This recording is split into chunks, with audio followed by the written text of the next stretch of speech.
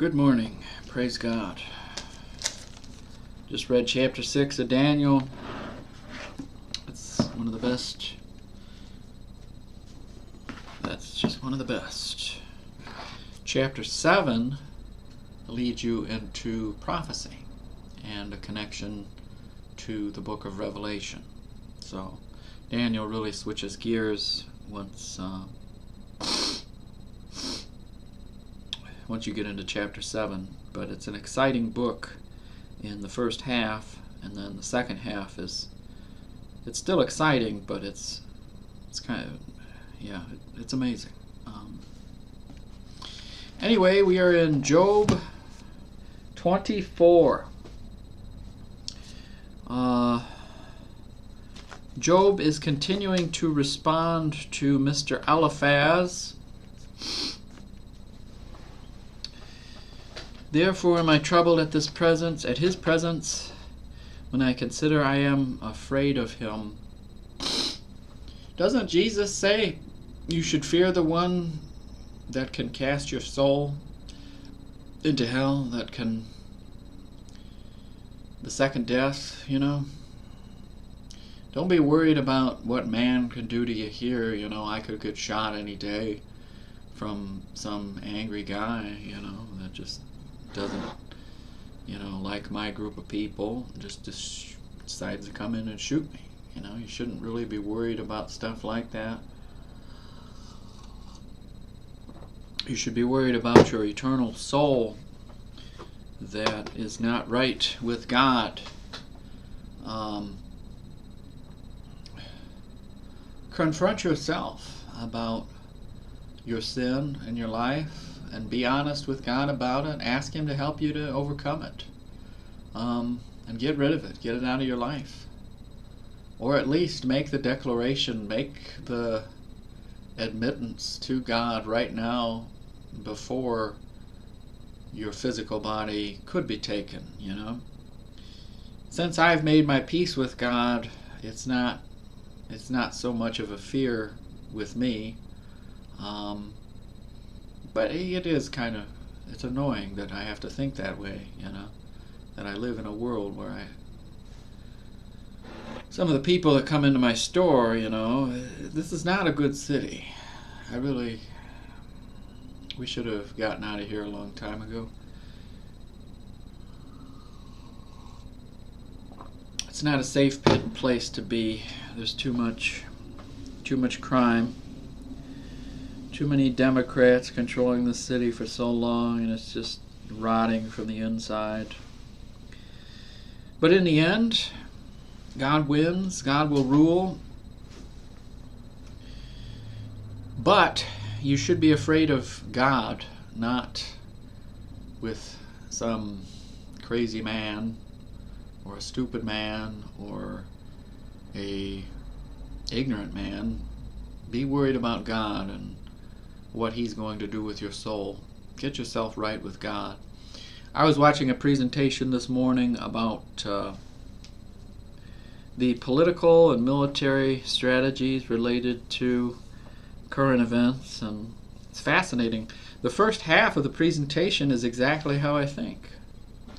The second half is a little more pessimistic, talking about the Iran war and that the United States won't be able to deal with it.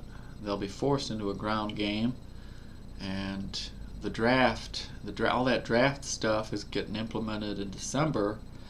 So, not that I'll be in, I think I'm too old now, but I can do 35 push-ups right now. I could probably do about 20 chin-ups, good form, in a row. So, I'm not very good at sit-ups lately. So, admittedly, I am kind of chunky. But I'm ready if you need me. Not that I want to do that, but it's just interesting prophetically the things going on. It's scary, but it's also exciting because you know that God is coming, and you should be afraid of Him. You should be ready to meet Him. This world it's leavened. The leavening process is almost complete. But I still don't understand 16 and 17. For God maketh my heart soft, and the Almighty troubleth me. That's right, we talked about Pharaoh, the hardening of the heart.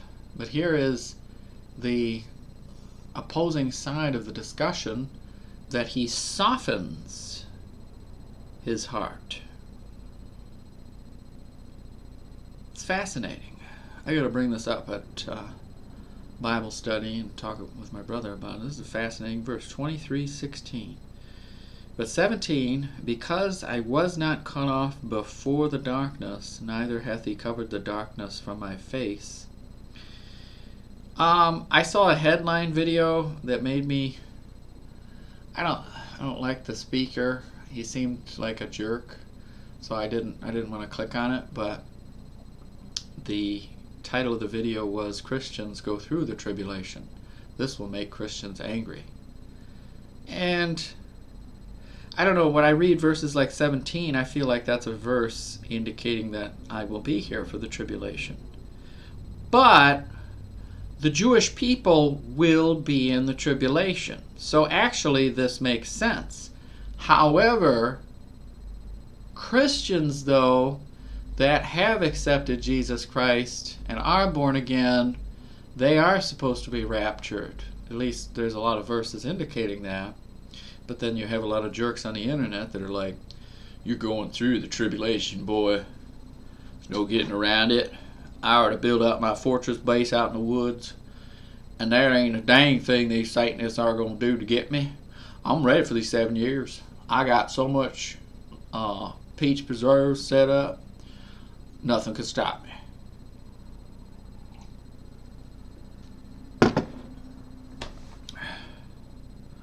I don't know.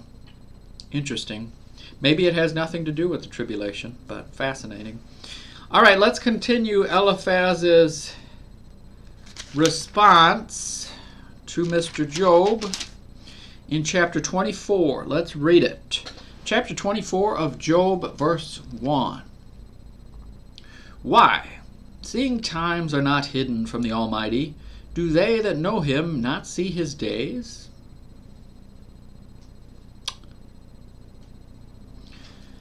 They that know him,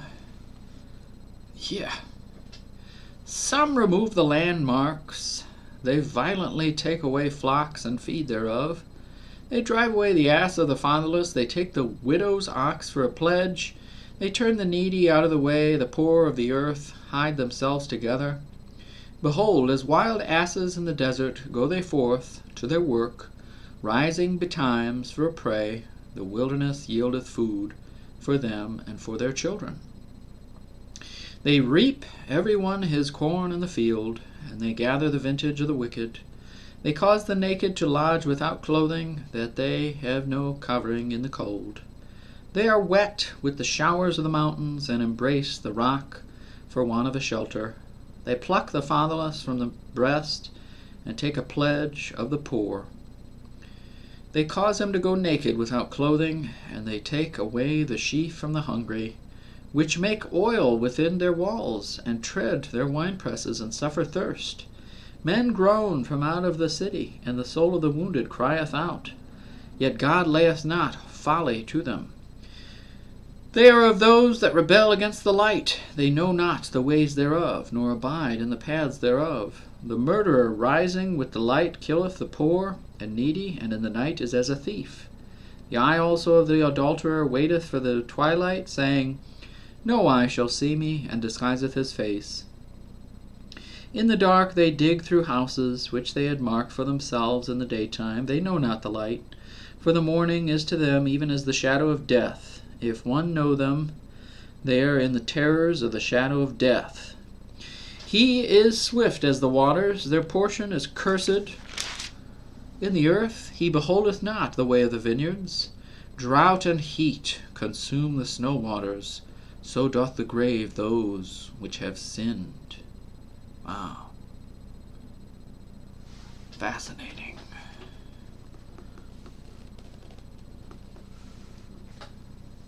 The womb shall forget him, the worm shall feed sweetly on him. He shall be no more remembered, and wickedness shall be broken as a tree. He evil entreateth the barren that beareth not, and doeth not good to the widow. He draweth also the mighty with his power. He riseth up, and no man is sure of life. Though it be given him to be in safety whereon he resteth, yet his eyes are upon their ways. They are exalted for a little while, but are gone and brought low. They are taken out of the way as all other, and cut off as the tops of the ears of corn. And if it be not so now, who will make me a liar, and make my speech nothing worth?